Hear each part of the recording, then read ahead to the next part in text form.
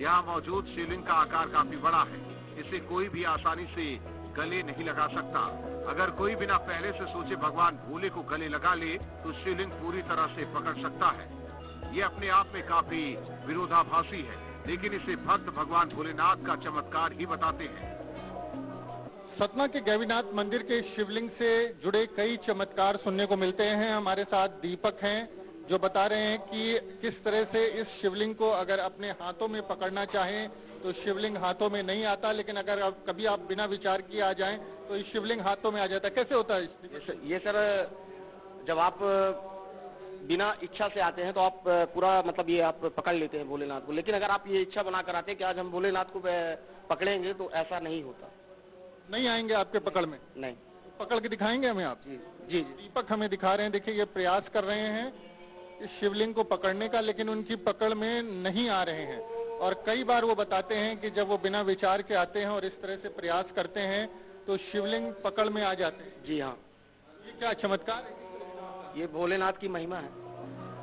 पौराणिक मान्यताओं के अनुसार यहाँ चारों धाम से लौटने वाले भक्त सबसे पहले भगवान गैवीनाथ को जल चढ़ाते हैं। लोगों का मानना है कि चारों धाम की यात्रा करने के बाद जो भक्त गैवीनाथ को जल नहीं चढ़ाते तो उनकी यात्रा अधूरी मानी जाती है।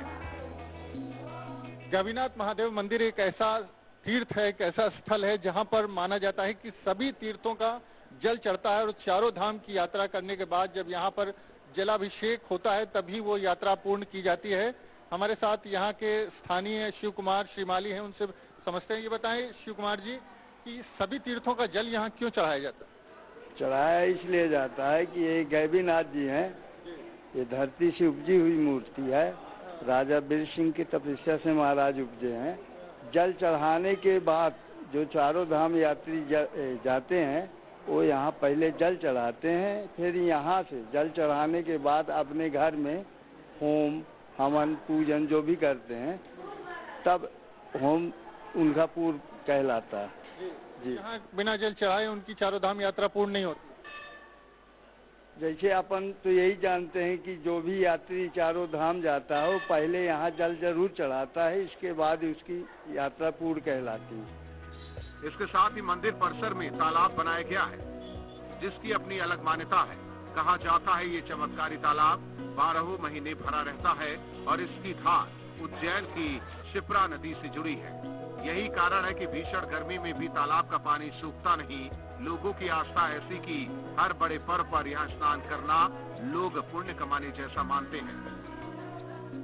तो ये एक ऐसा तालाब है, जो एक ऐसा कुंड है इसको कह सकते हैं, जो कभी नहीं सूखता और साल के 12 महीने आपको इसमें इसी तरह का हरे रंग का काई जैसा जल देखने को मिलेगा। चूंकि महाकाल की अगर महाकाल मंदिर की बात करें तो शिप्रा नदी के तट पर है और चूंकि ये जो गैवीनाथ का मंदिर है ये राजा वीर सिंह जो थे उनको भगवान शिव ने आशीर्वाद दिया था, भगवान महाकाल ने आशीर्वाद दिया था कि तुम्हारे स्थान पर तुम्हारे राज्य में ही हम प्रकट होंगे और उसी के चलते यहाँ पर ये गैवीनाथ प्रकट हुए थे। तो उसी तरह का दृश्य यहाँ पर आपको देखने को मिलेगा जैसे महाकाल मंदिर के निकट देखने को मिलता है। यहाँ पर ये जो तालाब है इसका कोई उद्गम स्थल नहीं है, कहीं से जल की कोई धारा यहाँ नहीं आती है और ये माना जाता है कि इसकी धारा सीधे पाताल से फूटती है। तो स्थानीय लोग इसे भी एक चमत्कार मानते हैं। जिस तरह से हमने देखा है कि गैवीनाथ मंदिर से तमाम चमत्कार जुड़े हैं, उन्हीं चमत्कारों में से एक चमत्कार ये कुंड या तालाब भी है। अब बात करते हैं मंदिर में बांधे जाने वाले श्रीफल की। मंदिर परिसर में आपको लाल रंग के कपड़े में हर तरफ नारियल लटका दिखेगा। ऐसी मान्यता है कि अगर आपको भगवान भोले से कुछ चाहिए तो आप नारियल बांध कर अर्जी लगा सकते हैं। जब मन्नत पूरी हो जाए तो नारियल खोल सकते हैं।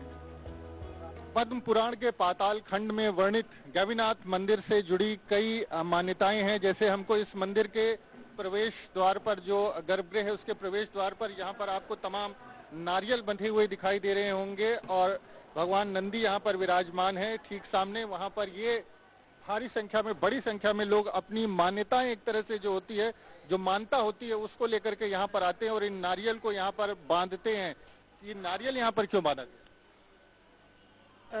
श्रीमान जी, नारियल अपने श्रद्धा का प्रतीक है और भगवान से अपनी मनोकामना मांगने का एक अपनी तरफ से एक सप्रेम भेंट है कि प्रभु से आप जो मनोकामना मांग रहे हैं तो आपने अपनी तरफ से प्रभु को क्या दिया।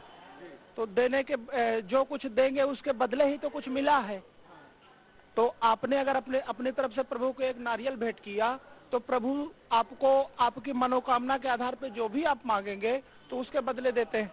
ये गैबीनाथ जी के मनौती के हैं ये सब, जिनके जो कामनाएं नहीं होते वो ये ये सब कराते हैं, गठबंधन कराते हैं, नारियल बांधते हैं आगे यहाँ। जब उनके काम पूरे हो जाते हैं तो आगे इनको सब गांठियाँ छुड़ाई जाती हैं और उनके काम सभी पूरे होते हैं। जो जिस भावना से आता है यहाँ पर वो भावना पूरी करते हैं भोले बाबा गैबीनाथ जी। महाकाल का स्वरूप माने जाने वाले गैबीनाथ में गठबंधन की भी परंपरा है। भगवान भोले और मां पार्वती का गठबंधन तब किया जाता है जब आपकी मन की मुराद पूरी होती है।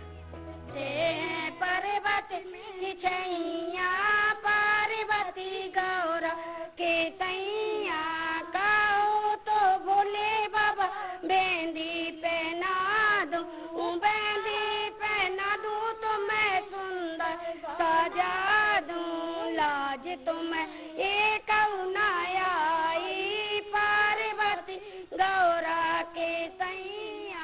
जब भी यहाँ हम आते हैं मायके में अपने तो यहाँ जरूर आते हैं, क्योंकि हम जो यहाँ मानते हैं वो हमारी पूरी होती है। कुछ मानता ज्यादा बड़ा मानना पड़ता है तो गांठ जोड़ने का मान देते वो भी पूरा हो जाता है, तो हम लोग मानता पूरा करने भी यहाँ आते हैं और शंकर जी हमारी सुनते हैं। हम लोग बचपन में हमारा यहीं बीता है, मेवती में ही हमारा मायका है, ससुराल हमारा यूपी में है। भगवान शंकर और माता पार्वती दोनों को गठबंधन कराते हैं। आपने कराया? जी हाँ, हमने कराया। यहाँ तो लगता है कि सारी मनोकामनाएं पूर्ण कर। जी हाँ, यहाँ से लोगों के हर प्रकार के संतान, हर प्रकार का सुख, वैभव, ऐश्वर्य, क्या क्या मांगना चाहे भगवान शंकर हर प्रकार की मनोकामनाओं को पूर्ण करने वाले हैं। आप ठीक सामने देखें गैबीनाथ जी का ये गर्भगृह है और उसके ठीक अपोजिट साइड यहाँ पर पीछे की तरफ ये पार्वती जी का मंदिर है। तो लोग जिनकी मान्यताएं पूरी होती है वो गठबंधन कराते हैं। इस तरह से आप देखें कि ये डोर है एक तरह से कपड़े की, जिसको बांधा गया है। एक सिरा गैबीनाथ महाराज के शीर्ष मंदिर के शीर्ष पर और दूसरा सिरा यहाँ पर बांधने की तैयारी चल रही है पार्वती जी के साथ।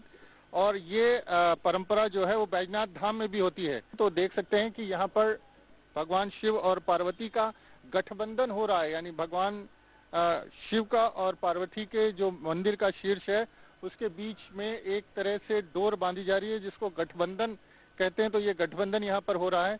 और अगर आप देखें तो सामने तमाम लोग यहाँ पर लगातार पहुँचते रहते हैं। इस जिनकी मान्यता, जिनकी जो मनौती है वो पूर्ण हो जाती है तो वो लोग ये गठबंधन कराते हैं। बड़ी संख्या में यहाँ पर इस तरह का गठबंधन या ये डोरी, आपको कपड़े की डोरी जो है वो देखने को मिलेगी। जिन जिन लोगों की मनोकामनाएं पूर्ण होती गई उसने पूरी आस्था और भक्ति और श्रद्धा के साथ मनोकामना मांगी थी, उसके बाद मनोकामना पूर्ण हुई तो उसने ये गठबंधन कराया है और ये सिलसिला यहाँ पर अनवरत ऐसे ही चलता रहता है। सतना में मौजूद भगवान गैबीनाथ धाम में हर कदम पर एक रहस्य सिर उठाता है। कई कहानियां हैं, कई किंवदंतियां हैं और कई चमत्कार हैं जिन्हें साक्ष्यों की कसौटी पर कसा जाना नामुमकिन है, क्योंकि आस्था और चमत्कार के आगे साक्ष्य बौने साबित हो जाते हैं और यही भारत के मंदिरों को और रहस्यमयी और खास बनाते हैं। तमाम रहस्य और चमत्कारों को समेटे हुए इस गैबीनाथ मंदिर के गर्भगृह में स्थापित शिवलिंग भले ही खंडित हो, लेकिन इनमें भक्तों की आस्था इतनी प्रगाढ़ है कि वो ये मानते हैं कि भगवान गैबीनाथ के रूप में महाकाल उनकी सभी इच्छाएं पूर्ण करते हैं। वीडियो जर्नलिस्ट विवेक श्रीवास्तव के साथ मानवेंद्र प्रताप सिंह,